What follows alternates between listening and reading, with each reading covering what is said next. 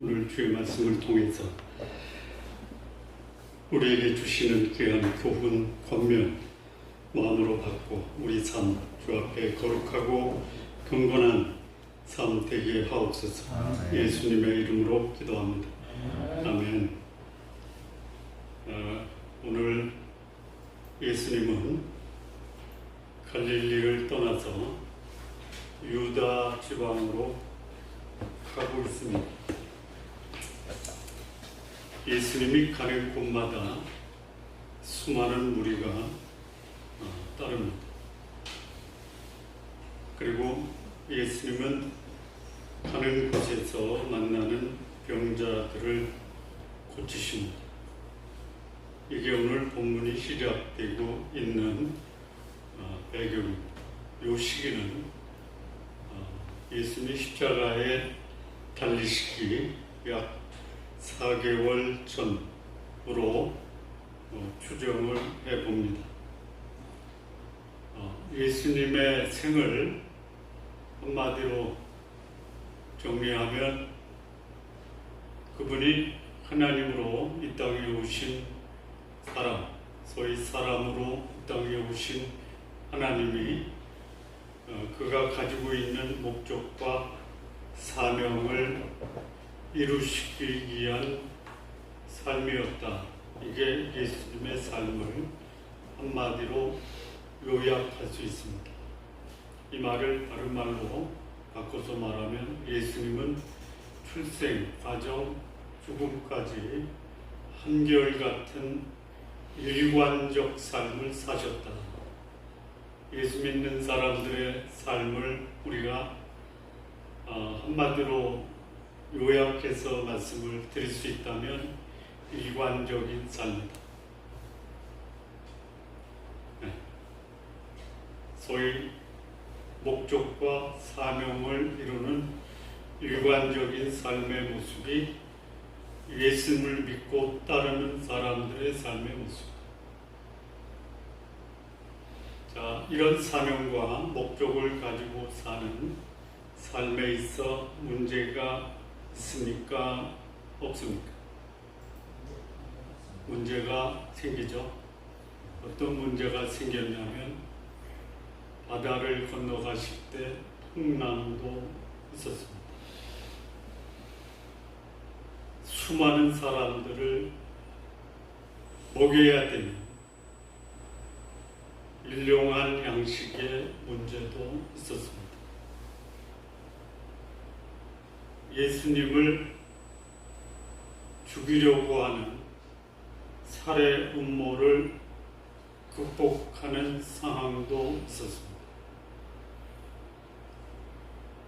그런데 예수님의 삶, 소위 사명과 목적을 이루어가는 일관적인 삶의 여정에 예수님이 겪었던 많은 문제들, 오해하고 또 음모하고 풍랑이 일고 먹여야 되고 또 많은 문제를 고치는 그 상황에서 그 문제가 예수님의 일관적인 삶인 목표와 사명을 소위 말하면 흔들고 방해하고 또 그 일에 걸림돌이 됐지만 예수님의 삶은 그런 환경적 영향으로 걸림과 또는 지연과 또는 그 목적과 사명이 이루어지지 않는 예수님조차도 환경의 영향을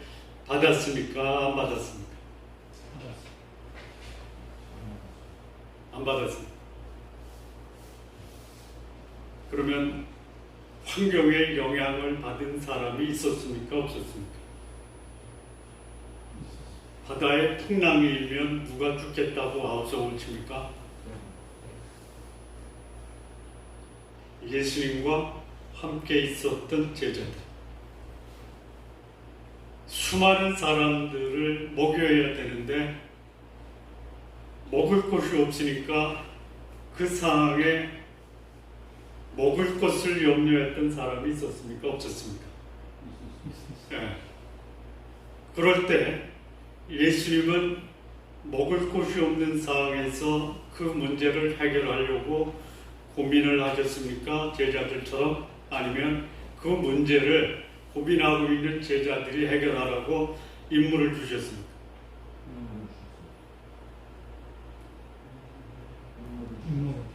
그렇죠. 문제가 없는 게 아니라 문제를 사명과 목적을 이루는 과정에 하나의 뭘로 활용하셨다? 목적과 이루는 도구와 수단으로 예수님은 사용하셨다. 잘 들리십니까? 네. 그러면 우리가 환경이 어떠냐라고 환경의 영향을 받을 수 있지만 환경이 우리가 살아가는 삶의 일관성 있는 삶, 소위 목적과 사명을 이루는 삶에 그 방해가 되는 요인, 환경을 어떻게 봐야 됩니까? 문제가 해결되기 전까지는 여기서 중단한다. 1번, 이 문제와 상황은 일관적인 삶, 소위 목표와 사명을 이루는 삶을 더 촉진시키는 하나님의 준비와 배려다. 어떻게 봐야 될까요? 2번입니다.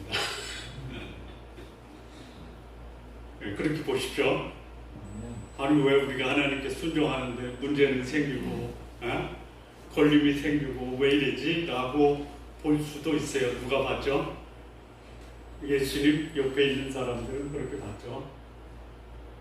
그런데 예수님은 어떻게 보셨어요? 그 문제를 하나님의 사명, 하나님이 주신 사명, 자신을 이 땅에 보내신 하나님의 뜻, 내가 살아야 될 목적을 이루는 하나의 수단과 방법으로 보셨다. 우리 그렇게 보시면서 사시기 바랍니다. 자, 오늘은 이 말씀의 배경이 뭐냐면 4개월 남았어요. 십자가. 그러면 4개월 남았으면 여러분 이게 하나님의 뜻이에요.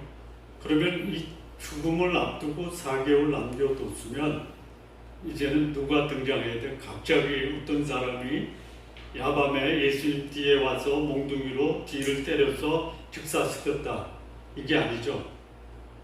그럼 4개월 남았으니까 이제 뭐가 진행이 돼야 돼요? 십자가로 가는 그 길이 마련이 돼야 돼요.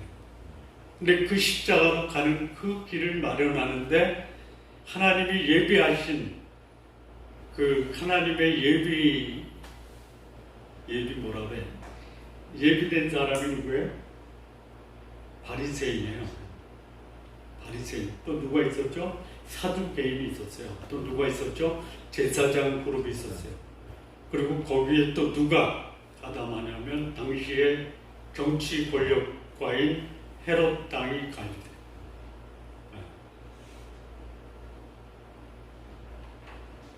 이것이 하나님이 이 땅에 오신 하나님 예수 그리스도가 인간을 위해서 인간의 문제, 죄와 사망의 문제를 해결하기 위한 하나님의 준비사항이셨다. 이렇게 보는 것이 우리가 믿음의 안목으로 이 말씀을 봐야 돼요.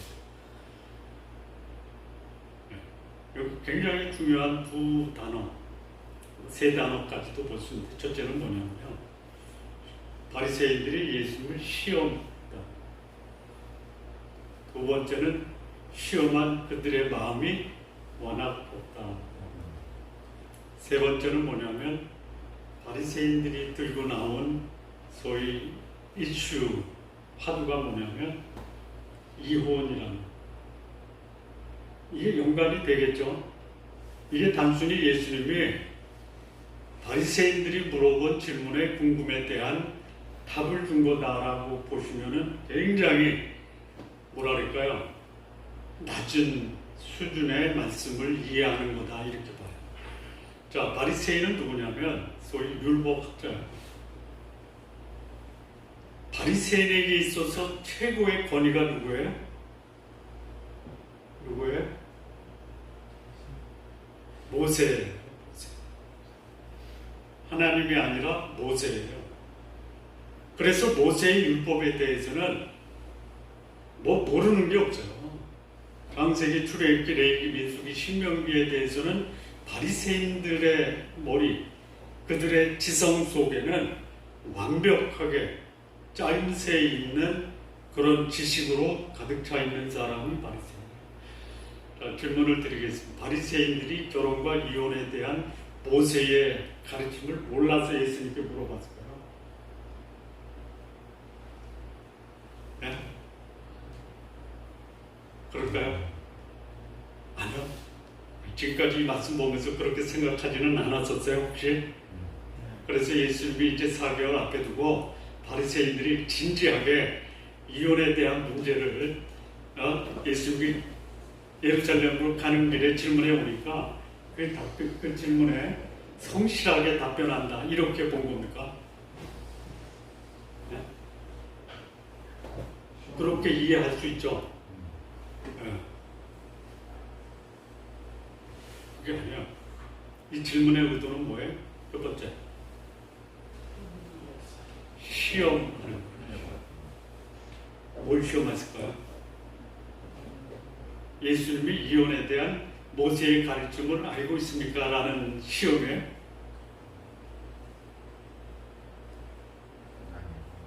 무슨 시험에?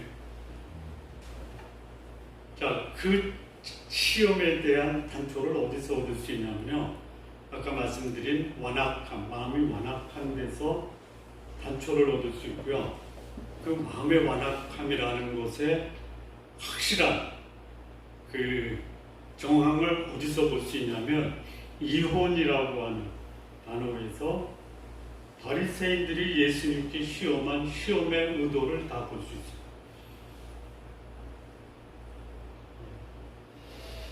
자, 어느 목사가 간음을 했어요. 여러분, 목사도 간음할 수 있죠? 간음해서는 안 되죠? 간음할 수 있죠? 가능성은 있는데 해서는 안 되는 거죠. 예. 했어요. 자, 그래서 그 목사가 간음한 상황을 보고 간음한 가능성이 있는 장로님들이 박수를 칠까요? 표를 차면서 걱정을 할까요? 장로님들만 다 걱정을 해야죠. 걱정을 하시. 그게 정상이죠. 근데 가능성이 있어요. 어느 장로님은 박수를 칠 거예요. 됐다. 나도 하려고 했다가 목사 때문에 못했는데 우리 목사가 저렇게 하니까 나도 할 수 있겠다라는 유혹을 받죠. 그런 문제입니다. 지금 이게 예수님을 시험해서 어떤 이유로 인해서 아내를 이혼 증서를 써서 내버리는 게 없습니까? 라고 하는 거예요. 그러니까 여기서 시험이라는 것은 뭐예요? 간음한 목사가 성도들의 간음을 눈 감아주는 거나 마찬가지예요. 예수님께 지금 이 문제는 제3자를 가지고 예수님께 왔지만 실상은 이 음행과 이혼의 문제가 누구의 문제일 거라고 추정할 수 있어요? 바리새인이요. 바리새인. 이 바리새인들이 예수님께 나와서 이 질문할 때 시험하는 게 뭐를, 예수님 어떤 답을 기대하는 거예요? 어떤 답을 기대해요?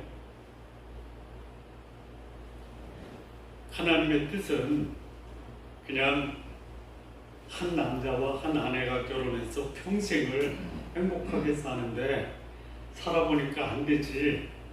그래서 안 될 때는 어쩔 수 없는 거야 라는 답을 듣고 싶었겠죠. 네? 그런 답변 듣고 싶으세요? 네?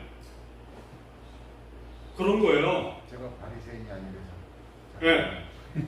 그래서 예수님이 내 편이면 그렇지. 동조를 해줄 텐데. 내 편이면 오케이. 내 편이 아닐 수 있잖아요. 여러분 누군가를 테스트할 때요. 왜 테스트해요? 나하고 같이 갈 사람인가 아니면 나하고 갈라질 사람인가 이거 테스트하는 거죠. 예? 네. 바리새인들이 뭐 생각 없이 예수님께 나와서 예수님 제가 이혼에 대해서 잘 모르는데 예수님 설명해 주십시오 이거예요. 성경에 정통한 사람이에요. 예수님이 굉장히 아주 정중하고 예의 있게 답변하세요. 만약에 막말로 얘기하면 어떻게 답변해야 돼요? 에? 너 바리새인 맞아? 아니 몰라서 나한테 물어봐?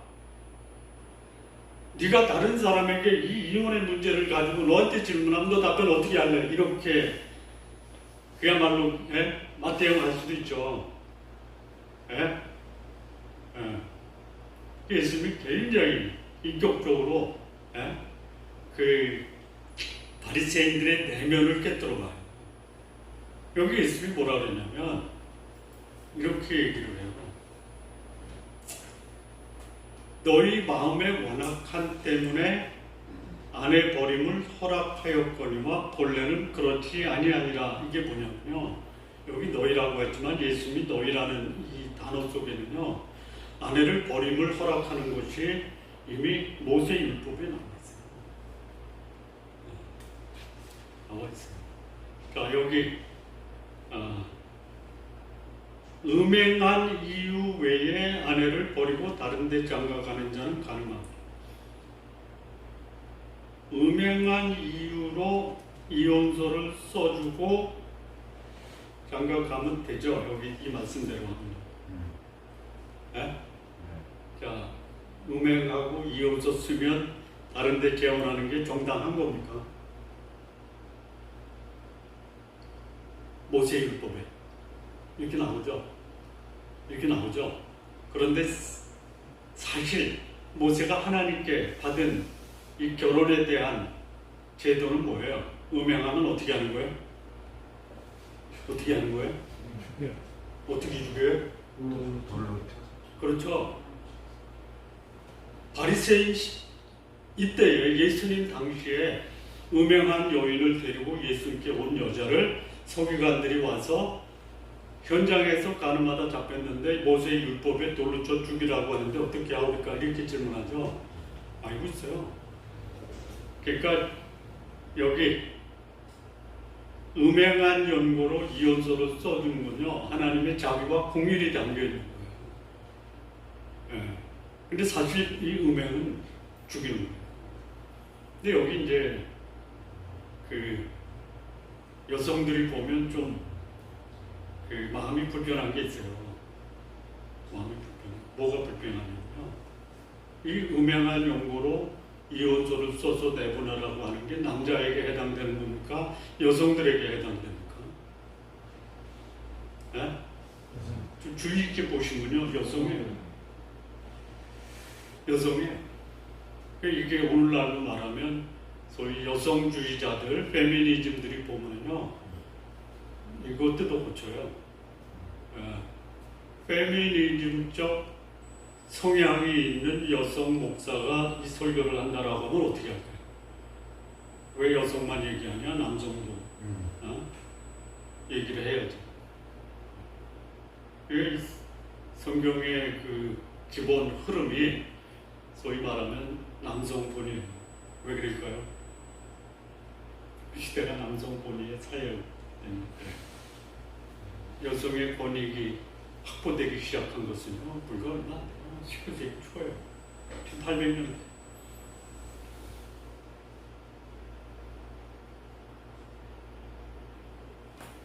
자,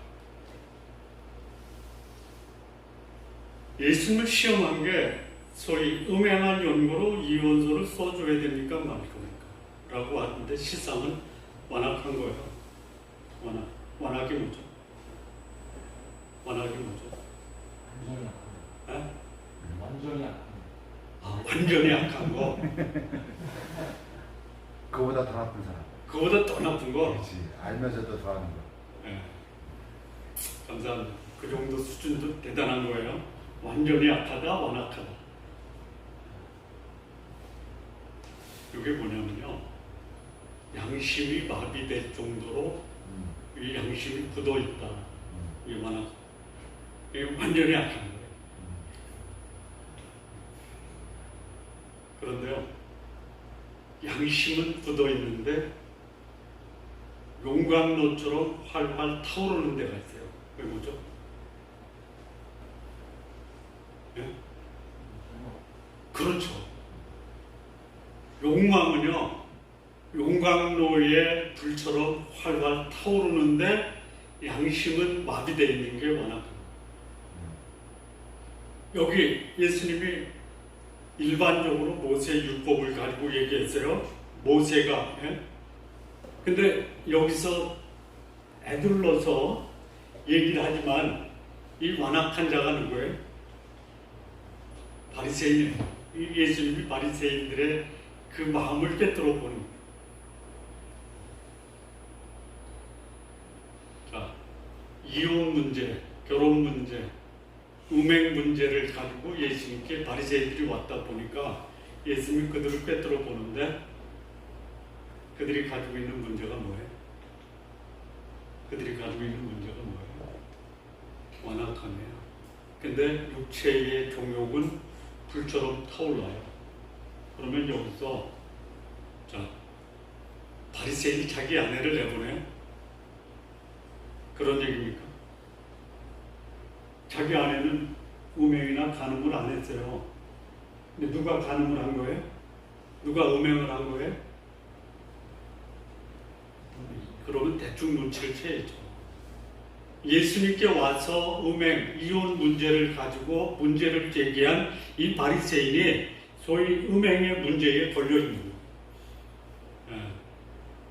여러분, 누군가가 자기 내면에 감추고 있는 문제를 그냥 애둘러서 객관적으로 얘기하는데 발끈한 사람들 있죠?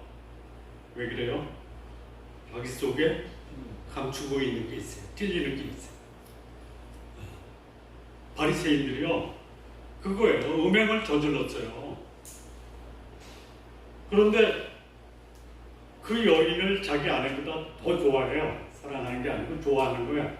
육체의 정욕을 불붙이게 하는데 자기 아내보다 자기가 음행한 그 여인이 자기 육체의 욕망을 더 소위 용광로의 불처럼 일으키는 거예요. 그러면 그 여인을 데려와야 되겠죠. 예?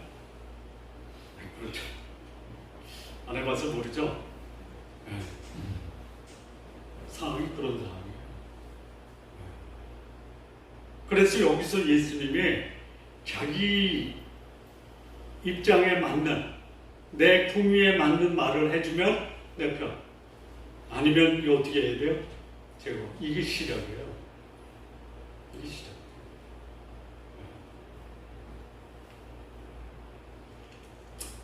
그냥 제가 들은 시중에 떠도는 말 중에 하나를 좀 소개할 테니까요. 공감이 되면 끄떡하시고, 그러니까 라고 하시면 이렇게 하십시오. 자, 결혼, 이혼, 재혼이라는 일이 오늘 현실에서 벌어지죠. 이거를 그냥 어떤 사람들이 얘기해서 시중에 유통되는 거예요. 잘 모를 수도 있어요. 때문에 라는 게 있어요. 그리고 없어서 있어요. 무엇 때문에 결혼하셨어요? 결혼하셨다. 무엇 때문에? 사랑하셨어요? 사랑해서 결혼. 사람 때문에 결혼한 거야. 그런데 시중에 유통되는 말은 뭐냐면요, 외로움 때문에 결혼했대요. 또 아니야? 뭐 아닐 수도 있어요. 괜찮아. 이혼하는 이유가 뭐예요? 사랑 때문에. 뭐? 사랑 사랑 때문에 결혼했고 사랑 때문에 이혼했고 사랑 때문에 결혼하고 사랑 때문에 이혼하고 이혼하고 그 한 가지 때문에 그러지 말고요. 괴로움 때문에 이혼한 네. 같이 사는 것보다 헤어지는 게 낫겠다. 왜? 괴로워서. 자, 그런데 재혼을 한다면 왜 재혼을 해요? 어? 결혼 때문에 아니, 아까 외로움은 결혼하는 거. 그리움 때문에 하는 거. 예? 이게 남자들이요, 이게 남자들. 자, 없어서로 답변해 보세요. 왜 결혼하세요? 예? 뭐가 없어서 결혼해요? 분별력이 없어서 결혼. 그럴 줄 알았으면 겪어보고 나서 그때 가서 판단하는 것은 늦죠. 예? 예. 뭐가 없어서 이혼해요? 아? 그렇죠. 인내심이 없어서. 참는 우리 남성들은 대단한 거예요. 자, 왜 재혼을 해요? 건망증이 없어서가 아니라 그걸 없어서 뭐가 없어서? 그렇죠. 기억력이 없어서.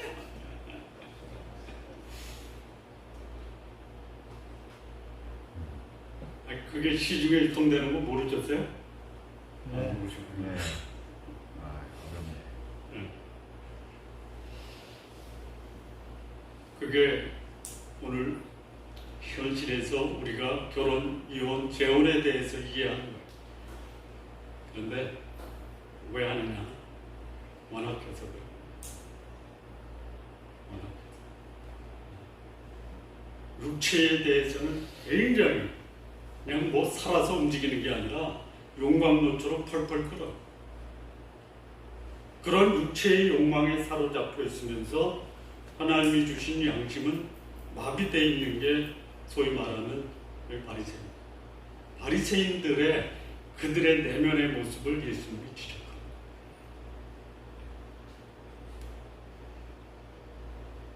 그 말을 들은 제자들이 뭐라 그래요? 아내한테 이혼서를 써서 내보낼 바에야 결혼하지 않는 게 좋지 않습니까? 이 말을 한 제자들은 수준 높은 반응입니까? 아니면 아주 기본적인, 아주 초보적인 반응입니까? 네? 뭐 그런 거예요. 야, 전쟁 나면 밥을 먹을 수 없어. 그랬더니 애들이 뭐라 그래? 그런 답변에 이게 그런 답변에 예. 그랬더니 예수님이 뭐라고 해요? 예? 그거 타고난 거야. 예. 모든 사람이 받는 게 아니에요. 아예 타고나서 결혼 못할 사람도 있고 특별한 사명과 목적으로 결혼 안 하는 사람이 있어요. 예. 요즘 젊은이들이 결혼을 늦추거나 안 하거나 혼자 사는 추세가 많죠. 저도 아들 하나만 결혼했는데 둘째하고 막내한테 물어보니까 그들의 답변, 가급적이면 결혼 안 하려고 합니다. 왜? 이유가 분명해요. 엄마 아빠를 보니까 못하겠다. 내가 잘못했다라고 사과를 했어요. 결혼에 대한 모본이 가정에서부터 원만치가 않아요. 사회 풍조가 그래요.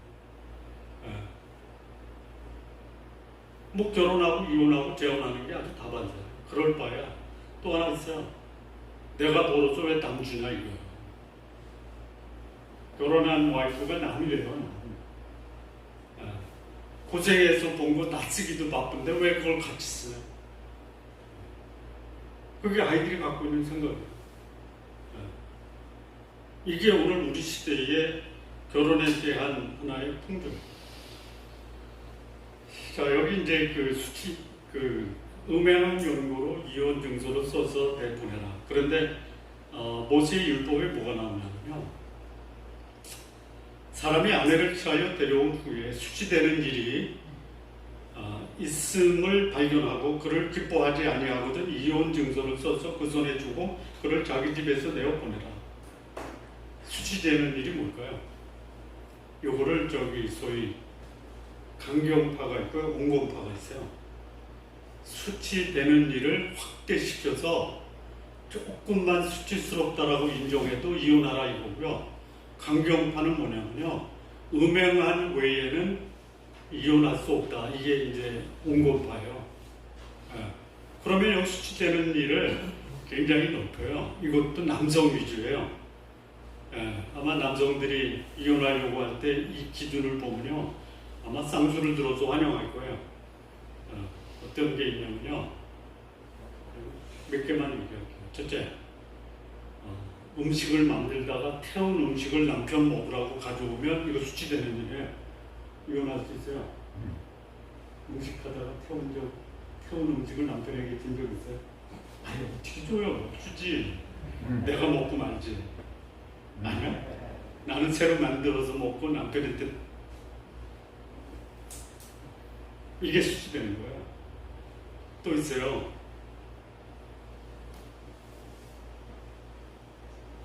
저녁 때 늦게 퇴근하면 인상 쓰죠.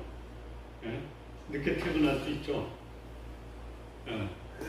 인상을 쓰는 거예요. 인상을 쓰면 남편이 인상 쓰는 모습을 보고 자기 마음에 심한 모독을 느껴요. 이거 이혼 사유예요. 예. 이게 소위 말하면 바리새인 중에 두 개의 파가 있어요. 하나는 할례파, 찬양파예요. 할렐루야, 샴마이파가 있어요. 이 할렐파는요, 남성 위주로, 남성이 우리 그 옛말에 소위 말하면 뭐죠? 팔고지약이라고 들어보셨어요? 칠고지약이에요? 팔고지약? 칠거지약. 칠거로. 그거예요, 그거. 예수님하고 그런 얘기를 하는 거예요. 예수님은 결혼도 안 했어요. 이 문제를 가지고 예수님께 와서 시비 거는 거예요, 시비. 자기 말을 들어주고 자기 입장을 취하면 오케이. 자기 말을 들어주지 않으면 이제 시작이에요. 이에 대해서 예수님이 결혼과 이혼에 대한 원론적인 얘기를 해요. 여기서 예수님이 그들의 동조를 한다. 그리고 성경이 말하는 하나님의 뜻에 상관없는 다른 말을 한다. 바리새인들이 어떻겠어요? 예수님은 어떤 분이에요? 아까도 시작하면서 말씀을 드렸지만 분명한 원칙과 기준, 사명과 목적을 이루어가는 일관적인 분이에요. 그래서 여기 예수님이 이 바리새인들의 질문에 대해서 소위 이혼에 대한 질문이에요. 여기서 세 가지 말씀. 첫째는 뭐냐면 결혼은 하나님 창조 계획이다. 그래서 사람이 나눌 수 없는 신성한 언어. 앞서 말씀드린 것처럼 결혼은요, 그야말로 분별력이 없고 인내력이 없고 그 다음에 뭐가 없다 그랬죠? 기억력이 없어서 이 부부관계에 문제가 생기는데요. 그럼에도 불구하고 원칙은 있는 거예요. 뭐예요? 하나님의 창조 계획이고 사람이 나눌 수 없는 신성한 언약이다라는 것을 마음에 간직해요. 뿌리 깊게 내요. 그럼 문제가 생기면 어떻게 하느냐? 문제가 없는 게 아니에요. 문제는 어떻게 해야 돼? 해결해야 돼. 자, 남자가 결혼 관계에서 문제가 있을 때 이 문제를 해결할 수 있는 현실적인 방법이 뭐예요? 한마디로 말하면 뭐예요? 한마디로 말하면 뭐예요? 한마디. 인격적 성숙 외에는 없다. 그러면 인격적 성숙의 요소가 뭐예요? 첫째. 그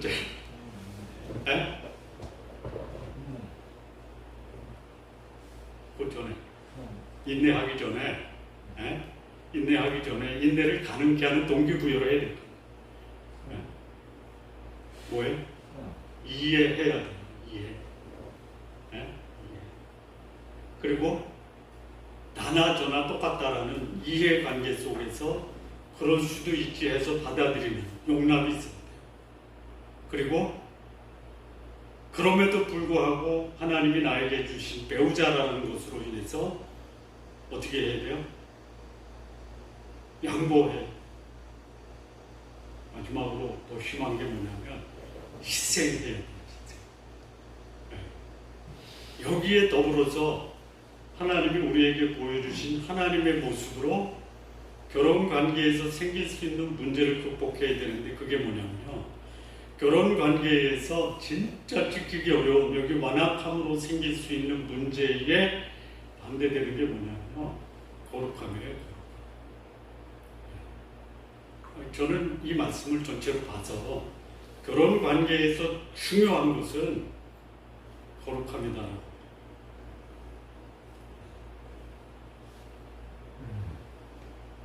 소위 그냥 우리끼리 쉽게 얘기하면요.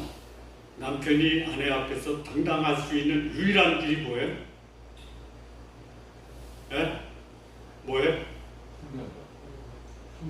순결이죠. 그걸 다른 말로 뭐라고 해요? 거룩함이에요. 여러분, 사랑이 거룩함이 수반이 안 되면 어떻게 돼요? 예? 아니 그래요. 이혼하고 뭐 재혼하고 뭐 이렇게 한 사람들 그래도 그 사랑은 진심이었다. 이 진심이에요? 아니에요. 거짓이에요. 거짓. 사랑이 거룩함이 수반되지 않으면 이건 오용과 부패예요. 거룩함이 사랑이 수반이 안 되면 폭력이에요. 그래서 이 거룩함을 지켜야 돼요. 그래서 결혼은 하나님이 창조 시에 하나님의 계획 속에 들어간 최고의 골자품이에요.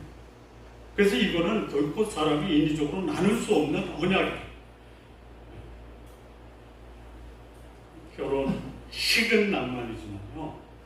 결혼은 뭐예요? 현실이에요.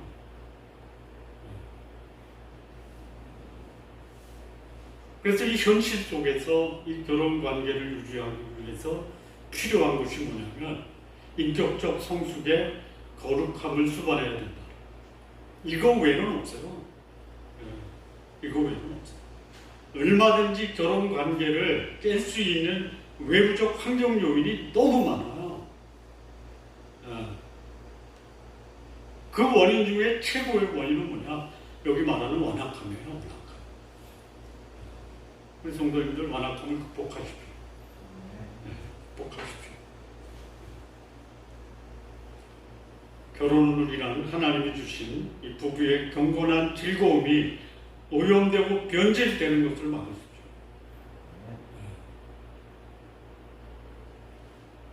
자, 두 번째, 여기 이제 결혼에 대한 원칙을 말씀하시고 두 번째는 뭘 말씀하시냐면 이혼에 대해서 말씀합니다. 자, 7절 9절을 보면 모세가 이혼 중서를 주어서 버리라고 명하였나이까 어째서 예수님이 뭐라고 해요? 너희 마음의 완악함 때문이다. 그러니까 이혼이 가능해요. 근데 이건 하나님의 뜻이 아니에요. 음행한 연고로 9절이요.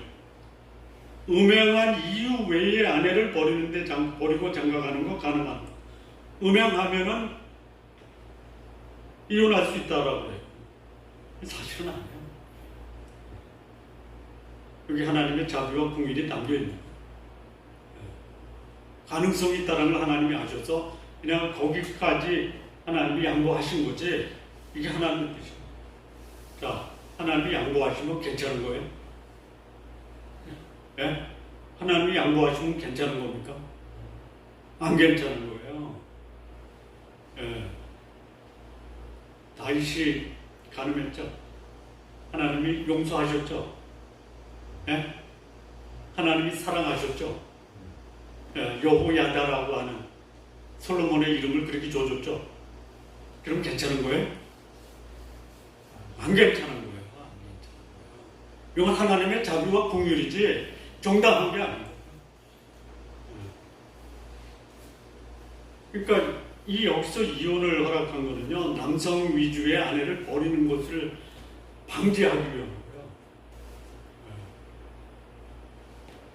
이혼하려고 하면 네 완악함으로 아내를 그야말로 여기서 말하는 것처럼 버리지 말아라.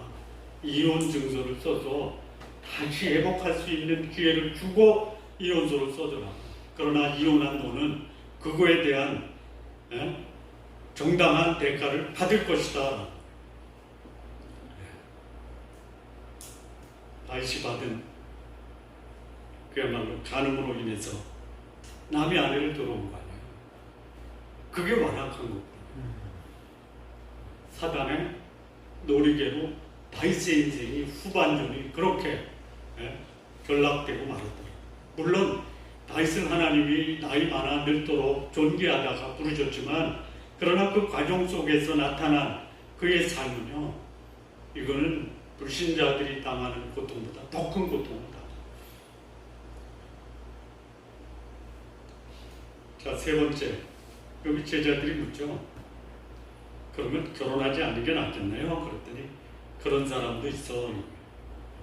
그러니까 결혼하지 않는 것이 부부 관계에서 발생할 수 있는 문제를 해결할 수 있는 하나의 방법이다. 하나의 방법이에요. 온전한 길이 아닙니다. 하나님이 그렇게 결혼하지 않고 혼자 보내는 것이 좋겠다라고 하면 하나님이 혼자 지낼 수 있는 은사를 주세요.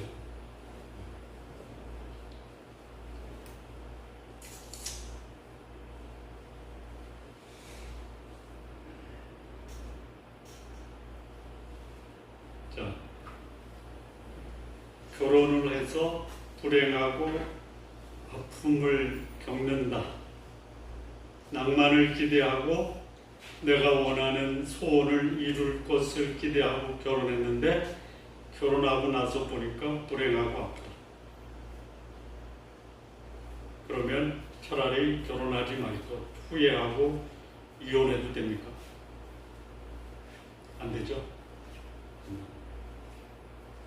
그런데 주변에서 보는 거, 부모도 보고 형제도 보고 사회 현상도 보고, 그래서 분별을 하는 거예요. 결혼하지 말고 혼자 살아야 돼. 그것도 괜찮죠? 그것도 괜찮아. 완악해서 결혼 안 하는 것은 그거에 대한 대가를 받아야 돼. 그러니까 결혼해서 행복한 게 하나님의 뜻이에요. 그렇다면 행복한 결혼을 위해서 필요한 게 뭐예요? 인격적 성숙. 이해할 수 있고, 용서할 수 있고, 양보할 수 있고, 희생할 수 있고, 그러면서도 하나님과 사람 앞에 거룩함을 지킬 수 있는 사람이라면 그게 쉽지는 않지만 그 결실은 뭐예요? 행복이에요. 그런데 사단의 술수인 거짓과 불의, 자신의 욕망과 탐욕을 위해서 거룩함을 상실하고 인격적 성숙을 내려놓고 결혼한다면 그것은 마치 뭐예요? 몸에 휘발유를 뿌리고 펄펄 타오르는 용광로 옆에 있는 것과 똑같아요.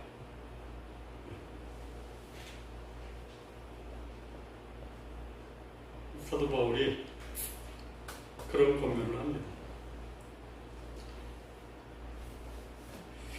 겪어보지 않은 사람은 말할 수 없는 거예요. 뭐라고 얘기하냐면요, 내가 권하는데 이건 내 개인적인 권면이다. 결혼해서 불행하느니 혼자 사는 게 낫겠다라고 사도 바울이 권면하죠. 네? 네. 어떤 경우도 어떤 사람도 완벽한 결혼을 할 수는 없어요.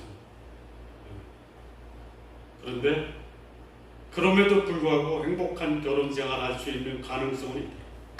그 비결이 뭐예요? 나를 성숙한 자로 훈련해서 자기 희생과 거룩함을 지키지 않으면 안 되지만 자기 희생과 거룩함을 지킨다면 행복할 수 있다. 불행의 원인을 결혼 이후에 제3자나 상대방에게 사는 게 아니라 나한테 찾으면 돼. 자, 마무리 짓겠습니다. 결혼은 하나님의 창조 계획, 그리고 결혼을 통한 가정에서 천국을 경험할 수 있는 사람은 자기 희생과 거룩함을 지키는 부부만이 가정에서 천국을 경험할 수 있습니다. 서로 욕망의 대상으로 생각하고 요구의 대상으로 생각하는 부부는 천국이 아닌 지옥을 경험하는 것입니다.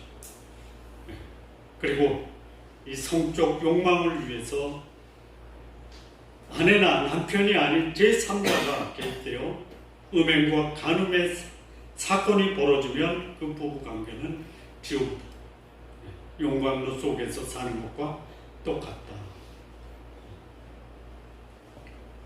행복을 위해서 하나님 우리에게 주신 거룩함과 사랑이 우리 가정의 가장 중요한 덕목으로 자리 잡도록 우리 성도님들 그런 삶을 사시기를 바랍니다. 기도하시겠습니다.